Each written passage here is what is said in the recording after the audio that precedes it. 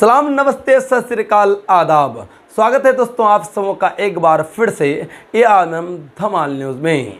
दोस्तों आप सभी एआईएमएम पार्टी के चाहने वालों के लिए एक बड़ी अपडेट उत्तर प्रदेश की सियासी गलियारों से लेकर हाजिर हुए हैं।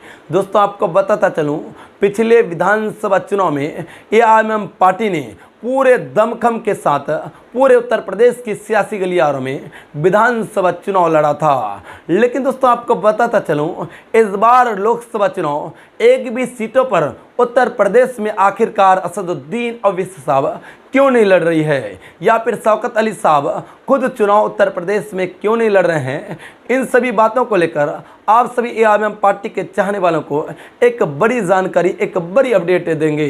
दोस्तों आपको बताता चलूं, असदुद्दीन ओवैसी साहब इसलिए इस बार लोकसभा चुनाव 2024 को लेकर उत्तर प्रदेश में एक भी प्रत्याशी नहीं उतारे हैं, क्योंकि लगातार से उत्तर प्रदेश की सियासी गलियारों में असदुद्दीन ओवैसी साहब पर बी टीम के इल्ज़ामात लगते थे, बी टीम के आरोप लगते थे।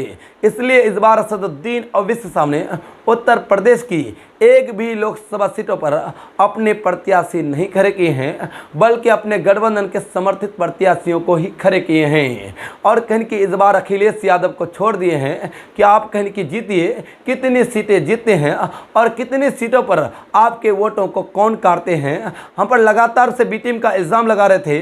अब कहीं कि लोकसभा चुनाव 2024 में बीजेपी को हराइए, आप कितने सीटें जीतते हैं, आपके अंदर कितना दम है, इसी बार देखा जाएगा। लेकिन दोस्तों आपको बताता चलो, आने वाले विधानसभा चुनाव में असदुद्दीन ओवैसी साहब ने पूरे दमखम के साथ पूरे उत्तर प्रदेश की सियासी गलियारों में चुनाव लड़ने का ऐलान किया है, और जिसको लेकर अभी से ही तैयारियां शुरू हो गई है। उसी कड़ी में दोस्तों आपको बताता चलूं, असदुद्दीन ओवैसी साहब ने कहा कि इस बार आप लोग लड़िए, अगली बार हम कहीं कि उत्तर प्रदेश में पूरे दमखम के साथ चुनाव लड़ेंगे।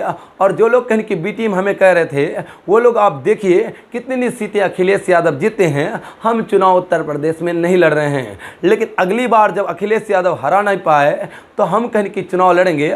हमारी पार्टी पर आपको विश्वास जताना होगा और हमारे उम्मीदवारों को आप सबों को जिताना होगा, चाहे हमारी पार्टी से बड़े बड़े नेता ही क्यों ना आए या छोटे ही नेता क्यों ना आए, लेकिन हमारी पार्टी को आपको जिताना होगा। उसी कड़ी में दोस्तों आपको बताता चलूँ, खबरें सामने निकल कर आ रही है कि आने वाले विधानसभा चुनाव में उत्तर प्रदेश में कॉमेडी के बेताज बादशाह शेख चिल्ली साहब भी एआईएमएम पार्टी में शामिल होकर एआईएमएम पार्टी के टिकट से चुनाव लड़ेंगे। और साथ ही बनारस वाले मिश्रा एक बार फिर से आने वाले विधानसभा चुनाव में एआईएमएम पार्टी में शामिल हो सकते हैं। गुड्डू जमाली साहब भी शामिल हो सकते हैं। साथ ही आजम खान साहब का पूरा परिवार एआईएमएम पार्टी में आने वाले विधानसभा चुनाव 2026 में शामिल हो सकते हैं उत्तर प्रदेश की सियासी गलियारों में।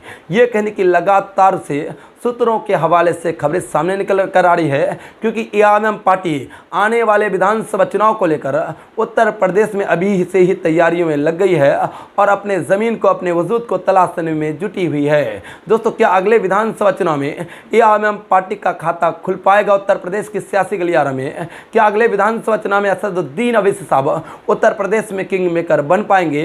क्या उत्तर प्रदेश में असदुद्दीन ओवैसी साहब बड़ी बड़ी पार्टियों से उत्तर प्रदेश में गठबंधन कर पाएंगे या फिर नहीं पाएंगे? दोस्तों इसको लेकर आप क्या कहते हैं, आप अपनी राय ज़रूर बता दें।